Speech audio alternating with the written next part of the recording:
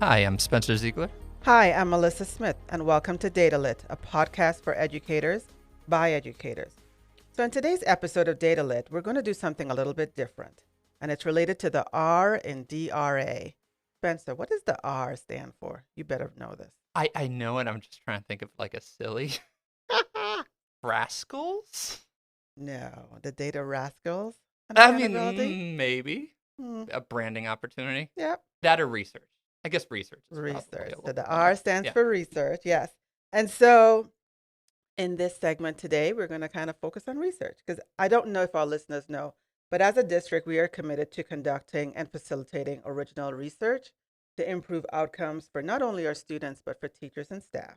So this season, we'll be showcasing some of that research in an effort to amplify some of the good work that is happening in our district. hmm So it is Spencer's and my hope that our colleagues share their research and insights so that our listeners might glean tidbits they can use to improve their work.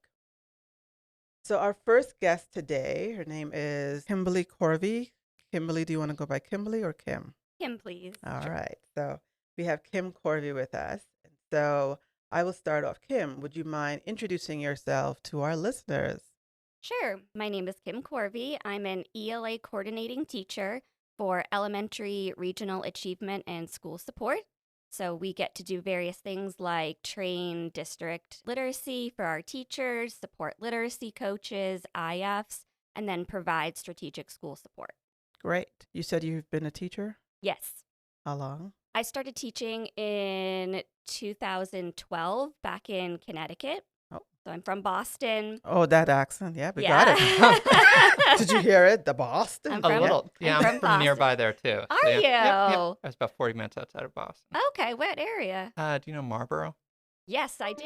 Yeah. Yeah, I started teaching in Hudson. Quick editing note here. We cut out like 5 or so minutes of New England talk just to spare our listeners. So, all right, back to our episode. So you started teaching in In Conne- 2012 Uh-huh. in Connecticut, I started teaching first grade there. So I did that for a bit and then moved here where I taught kindergarten and first grade.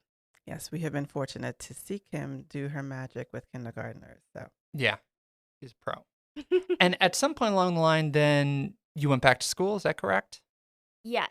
So back in Connecticut, I got my master's in K-6 elementary education. And then down here, I got a master's in K-12 literacy education because I found that to be my passion in the classroom. And I was oddly good at moving students in reading, regardless of where they came in.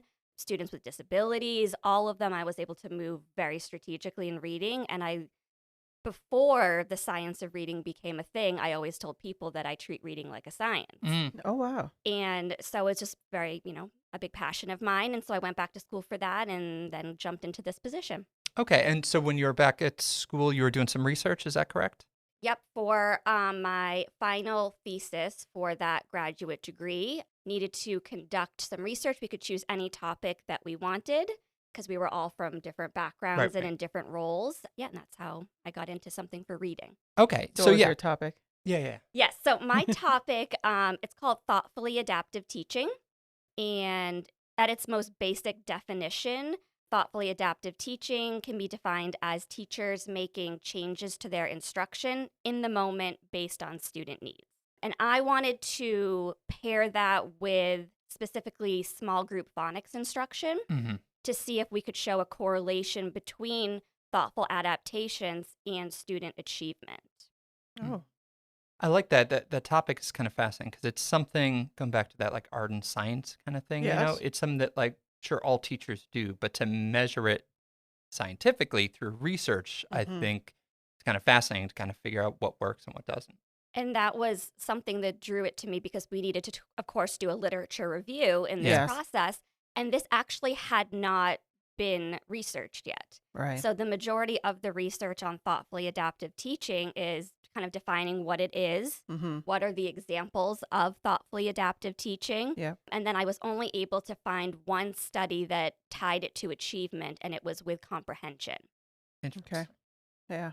But all of the literature reviews at the end would say, the conclusion would say, future research needs to look at if this is actually tied to achievement, but nobody was really diving into it. Nice. Nice. So what led you to research this topic? You kind of touched on it a little bit more about your passion for kindergartners and understanding teacher moves. Can you tell us more? Yeah, so Mellisa, it was really the teacher moves. So Okay. that was the key. So I wanted to reflect on my own experience. So I knew that I had, strong EVOS data. It was consistently like 6 times higher than the average Wake County teacher. Ooh, wow. And it's hard to be reflective in what exactly you did to achieve Yeah. that. Yeah.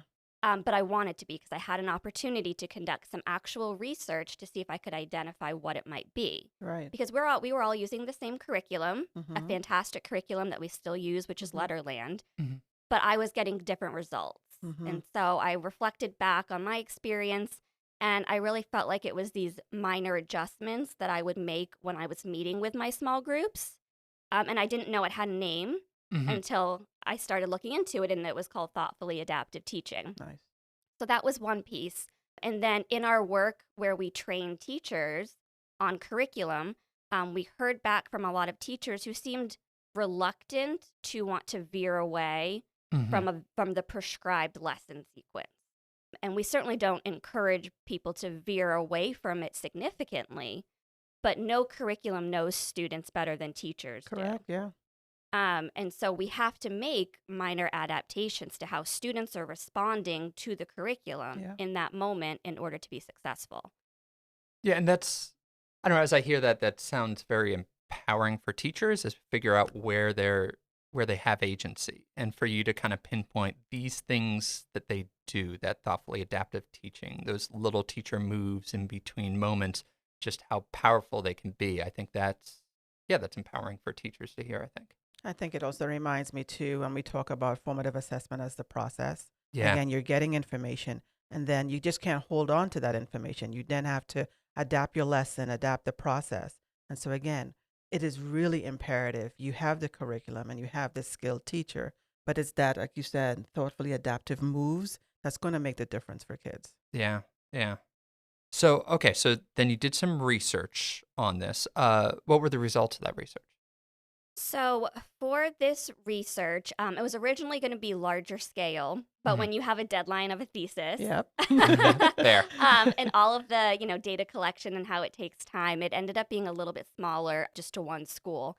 But maybe someday, could expand. I was going to do it with all the literacy coaches and have them collect the data, train them in the observation tool, and bring it back. But due to time, I worked with one literacy coach at one school, trained her in using the observation tool, which, by the way, this tool wasn't developed until 2020.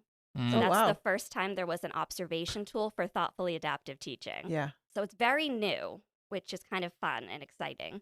But we looked at first grade classrooms, and we looked at their small group Letterland instruction, and we recorded a total of 17 teacher adaptations. One teacher had a total of 13 teacher adaptations, and the other teacher had a total of 4 adaptations. The most common adaptations were models a skill and provides a resource or example. Nice. So the 2 teachers and small groups that we observed, the students had the same phonics proficiency level based on M-Class Dibbles. So we wanted to make sure that we were comparing apples to apples here and saying, okay, these are similarly performing students. Yeah. So we could remove that variable and really focus on the teacher impact on their achievement. Yeah. And so teacher 1 had a total of 13 observed adaptations during her 15-minute small group. And on the 5th day Letterland assessment that week, her students, all 3 of them scored a perfect 100 on the assessment. Right. Teacher 2 had a total of 4 observed adaptations during her 15-minute small group, and her students scored 83, 94, and 100 on the 5th day Letterland assessment that week. Yeah. So everyone did really well, Yes. Yeah. right? Because we have a really strong curriculum Right. that is vetted, research-based, aligned to the science of reading. Right. But there was a clear difference here. And so the regression analysis of this data provided a correlation coefficient of 0.6, which indicated a moderately strong positive correlation between the number of teacher adaptations and student achievement.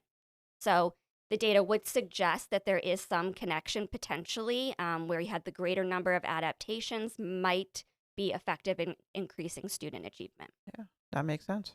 Yeah. And can you give some examples of what these adaptations might look like? Yes. And so that's what a lot of the research has been on, is sort of identifying what that is. Yeah. So some examples include challenging, making connections, explaining, assessing, encouraging, questioning, managing, modeling, and giving feedback. So those were like the most commonly agreed upon adaptations. Mm-hmm. But then a step further was to consider what is thoughtfully adaptive. Okay. Okay. Because you can make an adaptation, right? If a teacher has a lesson plan and they say they're going to give a kid 4 blue cubes, but they give them 4 red cubes. Yes. That's an adaptation. Right. That's a shift from their lesson plan, but it's not something that's going to affect a student outcome. Right. So looking at thoughtfully adaptive teaching, the definition was that it needed to show a creative use of a practice or professional knowledge. Okay. And if it was something that was minimal, it would require little thought, is fragmented, unclear, incorrect use of professional knowledge or practice, or it was something that did not contribute usefully to a lesson objective or goal. Okay. So we were considering only thoughtful adaptations when collecting this data, not minor switch outs of a pencil color. Right. Or if the pencil broke, that the teacher gave them a different pencil or something like that. Things where it wasn't in their provided lesson sequence, but they did it based on a student's reaction to the instruction.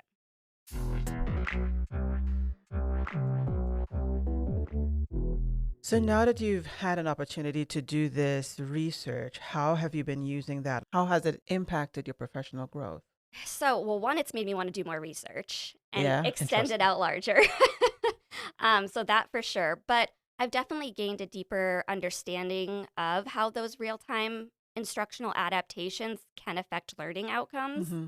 And I think it's strengthened my ability to train and support teachers in embracing a strategic approach to utilizing district curriculum with fidelity, while also making intentional, responsive adaptations based on student response to the instruction in the moment as it's actually happening. Nice. Yeah. So would you say that in your trainings, have you been able to sort of show them? Because I know a lot of people are like, okay, I hear you saying those words, but what would that look like in a classroom? Absolutely. So we have a training tomorrow, which is for Letterland. Tomorrow being in the past when they're listening Thank to this. you so much. Yes. We have a training coming up. Podcasting is time travel as a form, but yes. That's so funny. Yeah. But your guys aren't releasing this today? Immediate. We're live. Go home. Yeah, right? Oh, good times. So in our trainings, one of our trainings for Letterland that we do for the district, something that we model for teachers is we actually have them come up to a table with me as the teacher, them as the students, and we show them what the curriculum says is recommended based on research and best practice in this small group, but we show them the different ways it can look based on different groups of students and how to respond based on how the students are responding to what you're doing. Right. So we have an activity, for example, where the teacher is building words. So she's got letter cards, she's putting them down, and the kids have to blend that word together. Right. And so we get asked a lot, well, how can we do this activity if our kids don't even know their letter sounds? Mm. And so we show them ways that in the moment you can adapt. You know, if you're going to be building the word cat, before you jump into that, you're going to now stop what you're doing, say, oh, I'm noticing that we're not getting this. I'm going to pull those letters and we're going to work on those sounds that we're going to be using first. Right. And then we're going to slowly put them back together and blend. And if blending the whole word's not working, we're going to start off by doing additive sound by sound blending to start off with. Right. So it's about noticing and stopping, which is what we're trying to model in our trainings, is that we don't blow through a lesson sequence. Yeah. Regardless of how our students are responding, we stop and we adjust to make sure that we are bridging the gap of where they are and where they need to be. Yeah, and this is exciting that you conducted this research and hopefully us sharing it through this medium. Just that I think research is interesting when it takes something that you kind of intuitively know Yeah. and then provides evidence for it. So Yeah. that like noticing and stopping, because I even think back when I was in the classroom, there might have been times in which I had this itch, like I should notice and stop, but maybe I blew through that because I was too focused on the bell or some other things, or just not secure enough in that hunch. So for you to kind of provide this evidence, this research, based on the sample, take that moment, do those thoughtfully adaptive teacher moves. Yeah, because I that's think, powerful. like you said, I think everybody kind of knows that, right? Like we Yeah. need to stop and respond to the data. Like when we ask kids or we see and we're collecting that evidence and we say that we need to be making data-driven decisions. Yeah. Those are the data-driven decisions. Your students are not able to do something. I got it. So what do I need to do to stop? And like you said, intentionally pivot, Yeah. work on that, and then continue on. But like you said, when we get into the classes in our classrooms, we just power through because there is a lot to cover. Yeah. But it's nice to have this tangible reminder that, yes, stopping, correcting, Yeah. and then going back might get you better results than just powering all the way through. Yeah. And especially at the time, it shows just how important teachers are, that no curriculum can ever replace that kind of small noticing. No, Right. That's not a job that AI is ever going to take over. Just that Correct. they know their kids and they're able to kind of find those moments for those thoughtfully adaptive teacher moves. Yeah.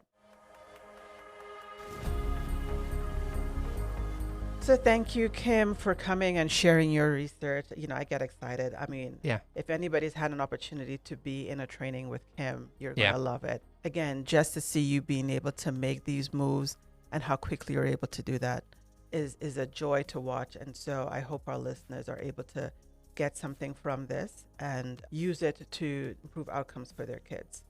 So if there are any of our listeners who want to conduct research, 'cause Yeah. that's what we've been talking about in our district, we'll also add the link in the show notes to our research request form. And so thank you again, Kim, for coming and sharing with us. If you have questions or comments, or you would like to showcase your research with us, you can always email us at datalit@wcpss.net. Our website still remains www.wcpss.net/datalit. And until next time, goodbye. Thanks.